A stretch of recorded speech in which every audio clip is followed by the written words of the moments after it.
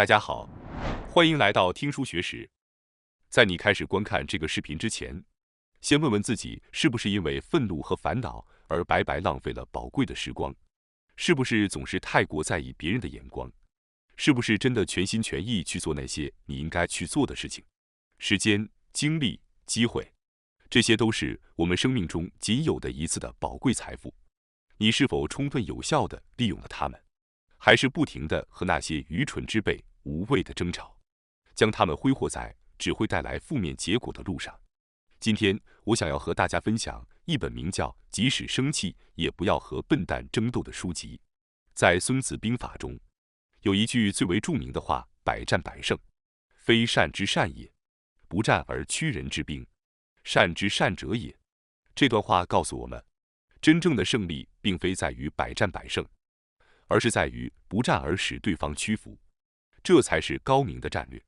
这本书将先贤的智慧运用到了当代，成为了一部指导我们如何避免冲突的珍贵之作。今天我要分享的3个关键点分别是：第1章，不要执着于对错；第2章，避免与愚蠢之辈争斗的方法；第3章，为了充分利用短暂的生命而应采取的行动。这些要点都是为了避免受到伤害。希望你们在欣赏视频的同时，也能从中受益。别忘了订阅我的频道，让我们一起来探索第1章，不要执着于对错。我先来解释一下本书中所说的笨蛋是什么意思。所谓的笨蛋，指的就是那些不值得你去费神费力与之纠缠或斗争的人。他们会让你感到烦躁，甚至会无端地给你添麻烦，就像路边的碰瓷者一样。他们会主动找上门来，试图以挑衅的方式提升自己的价值。这就是本书所说的笨蛋。请务必注意，他们并不是那种看起来傻傻可爱的笨蛋，而是那种可能给你带来伤害的存在。我们将那些可能给你带来伤害的人统称为笨蛋。客观来看，与这样的人打交道并没有什么不同。最好的办法就是避免与他们交战，保持距离。即使你与这样的人斗争并取得了胜利，你所获得的只是一时的轻松和一点点满足感，而所付出的代价则是巨大的时间和精力。因此，从一开始就避免与他们交战，保持距离，无疑是最好的解决方案。然而，许多人常常陷入与这种笨蛋斗争的泥淖中，尤其是在日本这样仇恨文化盛行的地方，人们更倾向于将责任感和正义感放在第一位，认为不能让这些卑鄙的家伙逍遥法外，因此会毅然直面与笨蛋的较量。甚至在社交网络上，也有人会与自己毫不相干的阿呆纠缠不清。这一切的根源，来自于日本电视和教育灌输的劝善惩恶思想。那种最终英雄出现，打败坏人的想法本身并不是坏事，但是在现实世界中，要实现这种劝善惩恶的情节往往十分困难。为了拥有美好的人生，当然需要拥有良好的判断力，但不应该困于善恶之间。愤怒和懊悔只会让你成为一个消极的人，将时间浪费在毫无意义的事情上。你想要将时间浪费在令人懊恼的过去，还是集中精力去创造成功的未来？放下过去，伤口会更浅。不要再陷入懊悔之中。在与笨蛋做斗争之前，务必要深入思考，你的人生是属于你自己的，不必为了那些拖你后腿的人而费心费力。只要不断躲避，朝着你真正向往的事物前进就好了。请务必将这个作为最重要的前提牢记在心。此外，了解自己是否正在与笨蛋做斗争，以及是否取得了胜利，都是非常重要的。我在这里列举了5个可能会与笨蛋做斗争的人的特征：强烈的正义感，充满自信，责任感强，自尊心高，喜欢管闲事。如果你具备以上特征，不妨重新审视一下自己的人生，思考一下是否已经因为无谓的人而偏离了自己的本来目标。第2章，不与笨蛋争斗的方法。在第1章中，我们已经解释了与笨蛋争斗对你来说是百害而无一利的。现在，让我们深入探讨一下如何避免与他们做斗争。首先，了解与笨蛋争斗所带来的损失有多大是很重要的。你听说过沉没成本吗？简单来说，就是指一旦付出就无法挽回的成本。这种理念基于经济学中的机会成本原理，强调在决策时应该专注于未来的成本和利益，而不是过去已经发生的损失或成本。比如，假设你投入了110日元的技术投资，在开始投资时，这似乎是一个正确的决定。但随着行业技术创新的进展，你发现之前投入的110日元的技术投资变得不再必要。在这个时候，你应该放弃之前的110日元投资，转变方向。然而，由于过去的投资，你可能会觉得很可惜，会执着地继续投资于那些已经变得无用的技术。这就是所谓的沉没成本的现象，无法轻易地放下过去所投入的金钱、时间和精力，执着于过去而荒废了未来。这种行为实际上就像是陷入了一个无法自拔的陷阱。也许你已经聪明地意识到了，这也是那些执着于与笨蛋斗争的人所面临的困境。他们固守着对过去所受到的一切，试图通过报复来弥补自己所遭受的损失。但这种行为其实毫无意义。陷入这样的思维模式中，就无法解脱过去，更无法投入未来。即使你成功地进行了报复，对方可能只会更加怨恨你。复仇的循环只会让你越陷越深。所以，请时刻牢记自己的价值，每个小时都蕴含着无限的可能性。你可以思考如何去创造。如果你有这些时间去思考人际关系的烦恼和愤怒，为什么不把这些时间用来提升自己或学习一些商业技能呢？或者和朋友家人一起共度欢乐时光，或者专注于自己的爱好，放松心情，丰富自己的生活。烦恼着那些讨厌的人，简直是在浪费生命。如果你能明智地运用自己的时间，你就会发现它的真正价值，不再把时间浪费在与笨蛋的纠缠上，困于愤怒之中，与他人争斗，多管闲事。这一切都源于对自己时间价值的误解。请珍惜你的时间，因为它属于你。你是否已经意识到与笨蛋做斗争会给你的人生带来多少消极影响？即使你已经明白这一点，也许有些人仍觉得无法逃脱对方的纠缠。对于这种情况，我想分享一些避免与讨厌人交锋的方法，那就是让对方感到愉快，即使你内心不快，也要给对方带来欢乐。那些给你带来烦恼的人，通常并非众人喜爱之辈，他们自己也心知肚明。而人类都渴望被喜欢、被认可，因此对那些做讨厌事的人，微笑并以轻松的态度请求事情，往往是非常有效的。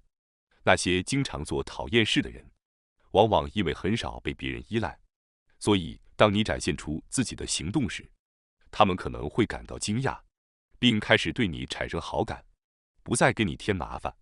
此外，装作受到对方攻击或欺负的样子也是一种有效的应对方式，因为只有进行反击，对方才会加倍攻击，并且事态会不断升级。不显示出反击的勇气，默默忍受被欺负，这反而会获得那些讨厌家伙的支持。如果你真的专注于追求自己想要的事情，即使遇到笨蛋，也应该有能力避开他们。不要因为短暂的愤怒而浪费生命，不要浪费时间，要用长远的眼光看待生活。为了自己的梦想而奋斗，即使内心怒火难平，也要深思对方为何会做出令你愤怒的行为。了解原因，你就能够找到解决方法；即使找不到，也能够理解、共情并接受对方的感受。此外，深入思考本身也有助于缓解愤怒，因为人类大脑无法同时处理两件事情。一旦开始思考对方的动机，为什么对方采取了某种行为，大脑就会分散怒火，无法持续愤怒下去。将愤怒写在纸上也是有效的，可以客观地展示自己的情绪。在正面的世界中，专注于当下，写下内心的话语。请务必尝试各种方法，不要被愤怒所左右，为自己的人生负责。接下来，第3章中，我们将介绍为了充分利用你有限的人生而应该采取的行动。如果要用一句话概括第1章和第2章，那就是不要为了笨蛋而浪费你珍贵而有限的人生，将你的人生用于为你自己而活，这才是最重要的。因此，在第3章中，我们将探讨为了最大程度地利用你有限的人生而应该做的事情。首先，我想让你明白，尽管这个话题已经被提及过很多次，但我还是要再次强调，那就是要思考我们最终都要面对的死亡。这并不是为了让你感到恐惧，而是为了唤起你内心深处的动力，明确人生中真正应该重视的事情。那么，请你设想一下自己最后的时刻，你曾经想过，在面对死亡时会想起多少人，又能够带走些什么？未来的一切又会是怎样的呢？当你思考这些问题时，你会发现那些真正重要的东西变得更加清晰可见。设想自己的死亡会让你更加珍惜生命，并且强烈意识到其中的重要事物，因为人生是有限的。一旦你真正认识到这一点，你的想法就会发生彻底的改变。你想做的事情，现在就应该着手去做。如果那是为了实现自己的目标，那么无论别人如何说都无所谓。同时，你会意识到无聊的固执和自尊心在生活中是毫无意义的。为了改变自己的意识，设想自己最后的时刻，尽量具体地、真实地去想象。然后，请你牢记，保持良好的状态是为了充分地体验人生所必须拥有的。生活不是无意义的度过，而是要充满激情和意义。有些人或许会认为，好好生活就是按照自己的喜好行事，吃自己喜欢的东西，不必费心运动。但是，照顾身体是实现美好生活的重要工具之一。善待自己的身体，阅读各种健康书籍，吸收信息同样至关重要。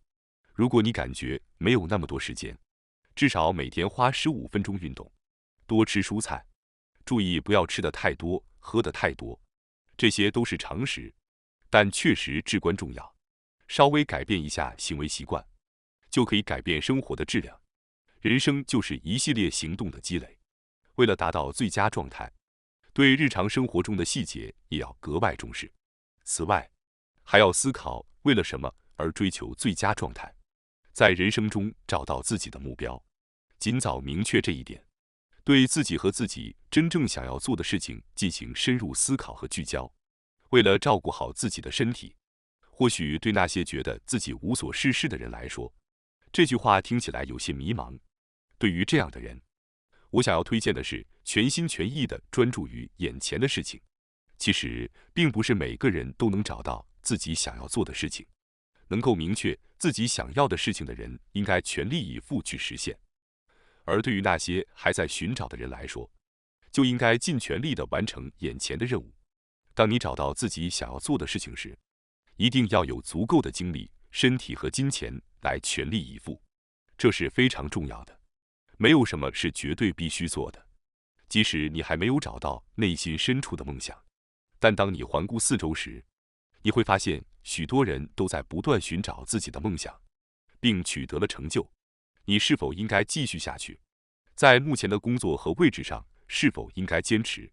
实际上，你并不需要为此而陷入烦恼，浪费时间去纠结这些无谓的问题毫无意义。不一定要有一个明确的梦想，因为在工作和生活中还有更重要的事情等待着你。最关键的是全身心地投入到你正在做的事情中，只有这样，你的人生才会变得更加充实和有意义。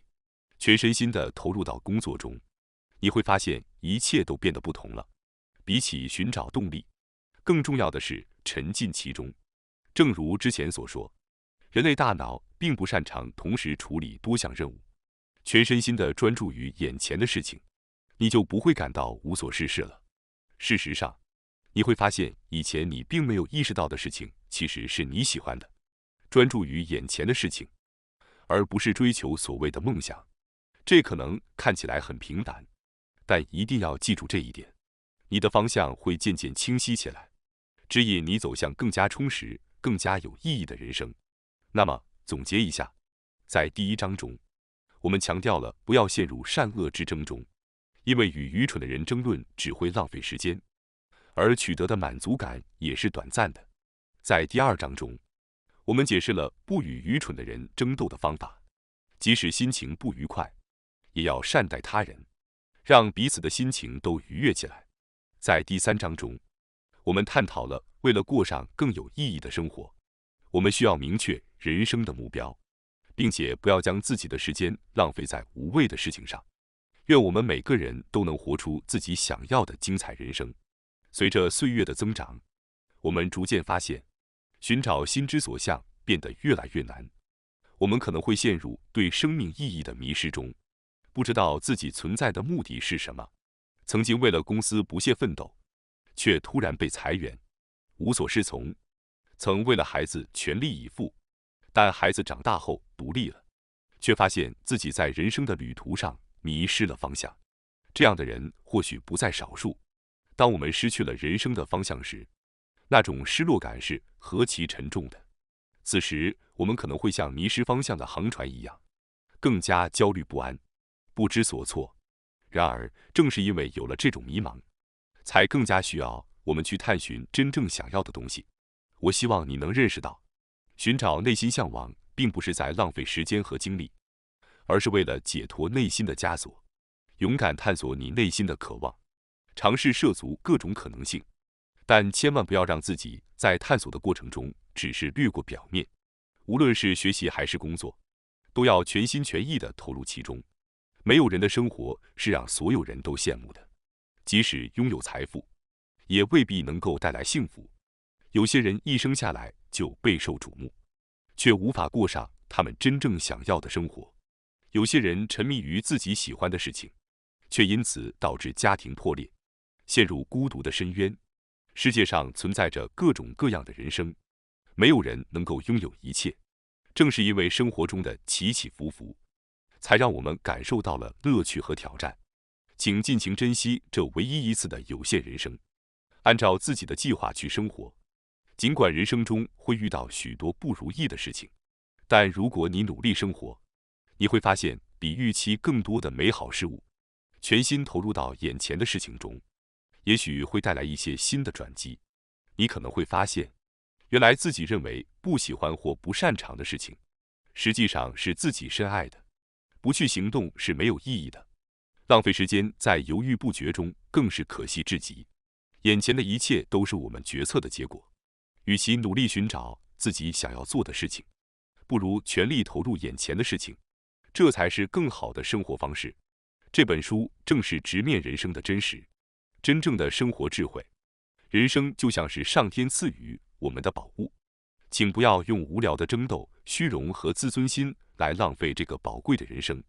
要尽情享受人生，即使面临好坏，这些只是人生旅程中的一部分。放下无谓的自尊，真正需要考虑的是如何主动地过好自己的人生，全力以赴地投入眼前的事情，为自己的美好生活而努力。不要被琐事困扰，也不要与愚蠢斗争，尽情地享受我们仅有一次的美好人生吧。感谢大家收看今天的节目。如果你喜欢我们分享的内容，记得点赞、订阅并开启小铃铛通知，第一时间获取我们的更新。